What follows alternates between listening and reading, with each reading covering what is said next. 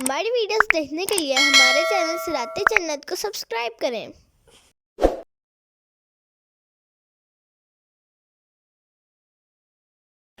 فَسَتُبْصِرُ وَيُبْصِرُونَ بِأَيِّكُمُ الْمَفْتُونُ،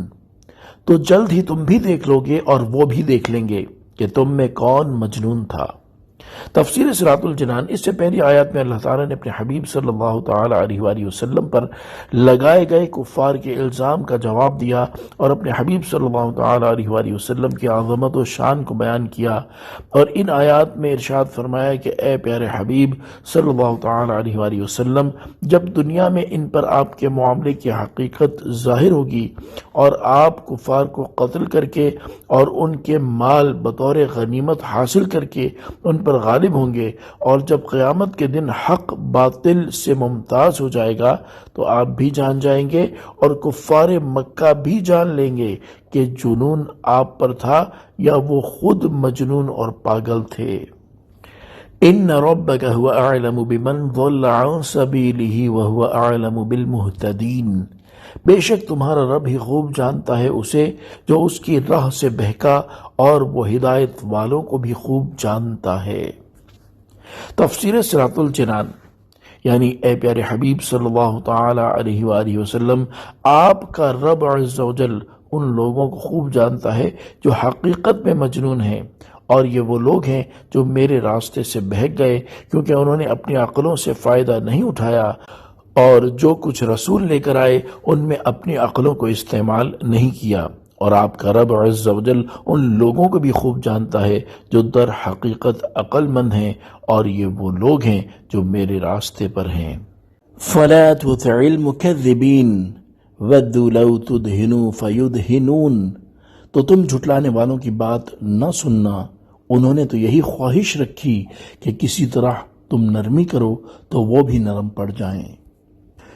تفسیر صراط الجنان، ان آیات کا خلاصہ یہ ہے کہ اللہ تبارک و تعالیٰ نے اپنے پیارے حبیب صلی اللہ علیہ وآلہ وسلم سے ارشاد فرمایا کہ آپ ان مشرکین کی بات نہ مانیے، کیونکہ ان مشرکین کی خواہش اور آرزو یہ ہے کہ آپ اپنے دین میں ان کے لیے اس طرح نرمی کر لیں کہ آپ ان کی بات مان کر ان کے بتوں کی پوجا کر لیں، تو وہ بھی آپ کی بات مان کر آپ کے رب تعالیٰ کی عبادت کے معاملے میں نرمی کر لیں گے۔ وَدُّوا لَوْ تُدْهِنُوا فَيُدْهِنُونَ، انہوں نے تو یہی خواہش رکھی کہ کسی طرح تم نرمی کرو تو وہ بھی نرم پڑ جائیں۔ مداہنت یہ ہے کہ اپنی دنیا کی خاطر دین کے احکام میں خلاف شرع نرمی برتنا، جیسے لالچ کی وجہ سے یا کسی کے مرتبے کی رعایت کرتے ہوئے اسے برائی سے منع نہ کرنا، یا منع کرنے پر قدرت نہ ہونے کی صورت میں اس برائی کو دل میں برا نہ جاننا۔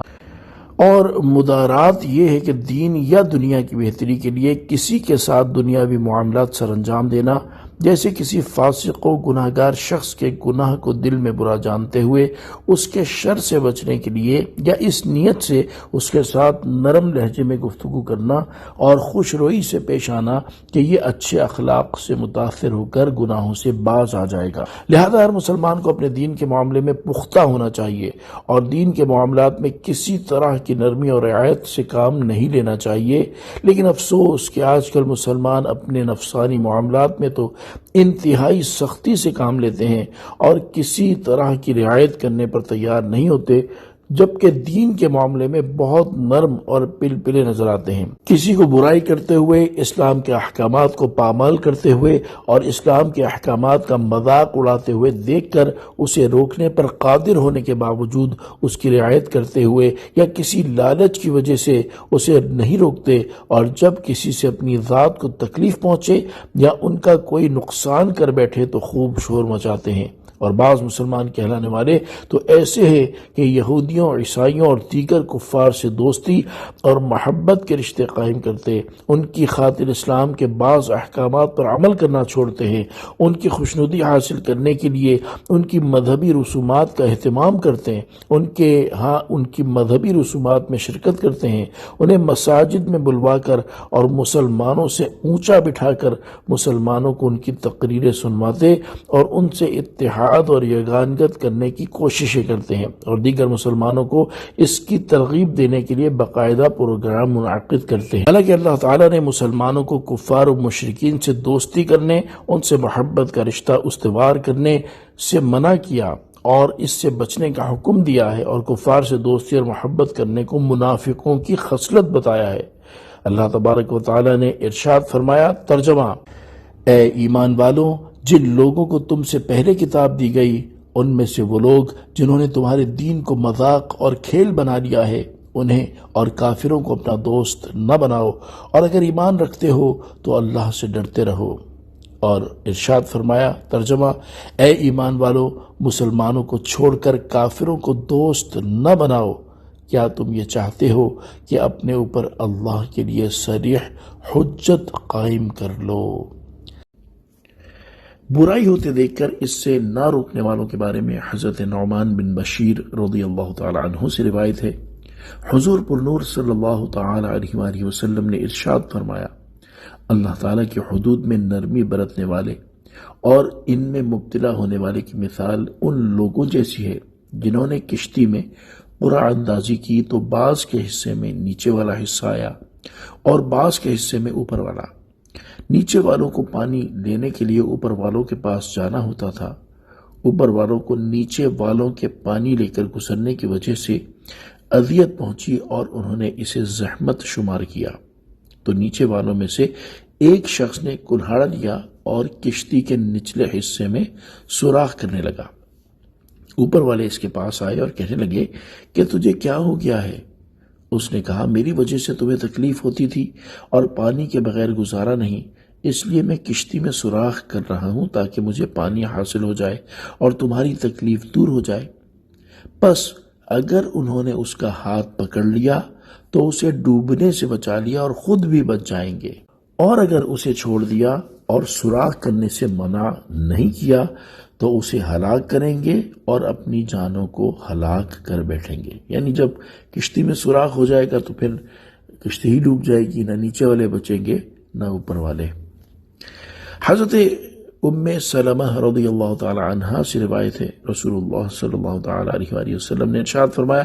ان قریب تم پر ایسے بادشاہ مسلط ہوں گے جن سے تم نیکی بھی دیکھو گے اور برائی بھی، تو جس نے ان کی برائی کو برا کہا وہ بری ہوا، اور جس نے ان کی برائی کو برا کہنے کی قدرت نہ رکھنے کی وجہ سے اس برائی کو دل سے برا سمجھا وہ بھی ان کی برائی میں شریک ہونے کے وبال سے سلامت رہا۔ البتہ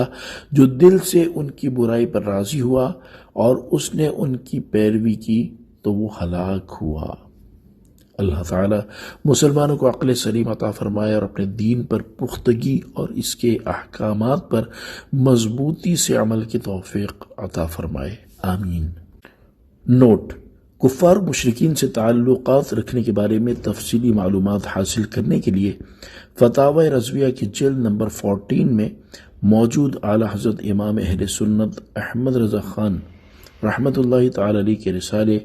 المحجۃ المؤتمنہ فی آیۃ الممتحنہ غیر مسلموں سے تعلقات رکھنے کی شرعی حدود کا تفصیلی بیان کا مطالعہ فرمائیں۔ صلو علی الحبیب صلی اللہ تعالی علی محمد صلی اللہ تعالی علیہ وآلہ وسلم۔